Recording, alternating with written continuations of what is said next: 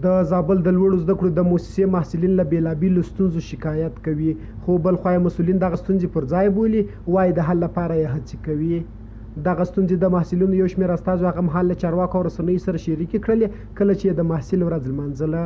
د زابل د لوړو زده کړو مؤسسه 3 کاله وړاندې منظوره سوې ده چې دا مهال پکې لسګونه نجونې او هلکان د تعلیم او تربیې پوهنځي لولي، خو له ستونزو سره مخ دي.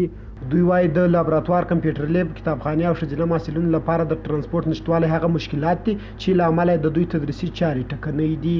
دغه محصلین وایي دولت یې باید ستونزو ته پام وکړي او حل یې کړي. په دې برخه کې د لابراتوار نشتون دی او په عملي برخه کې تر اوسه پورې کوم زیات زده کړې نه ترسره کړي. یوه ستونزه هم همدا لابراتوار دی. بله هم د محصلینو له یاده چې کار باید روان وي انشاءالله. موږ د محصلین د لیلیې نشتون سره مخ دي او زیاتره محصلین د لرې ځایونو څخه راځي او له ډول ډول ستونزو سره مخ کېږي. همدارنګه د پوهنتون د تشکیل کمال دی چې د پوره تشکیل نه لري تر څو پورې ټول مشکلات ته رسیدګي وشي کولی.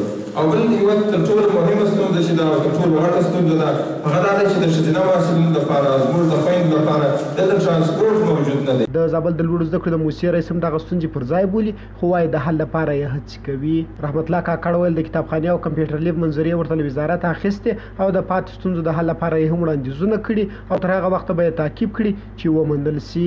خوشبختانه چې 2 پروژې موږ ته منظورې کړې دي، انشاءالله رسما افتتاح کوو. په درېیمه پروژه باندې وزارت اصلاح سره په هماهنګي باندې به د راروانو سمسترونو کې یا د ژبې د نوي مالي کال په شروع کې به خیر د لابراتوار د دې د وادي سره سم انشاءالله دا پروسې یعنې 3 غوښتنې موږ جدي غوښتنې درلودې چې هغه خطبې حل سوي دي. ولا دا سوي انشاءالله دا به موږ په راروانو ورځو کې معاون ثابت وي کابل ته ځو خیر هغه به دې سره خپله شریک کړو.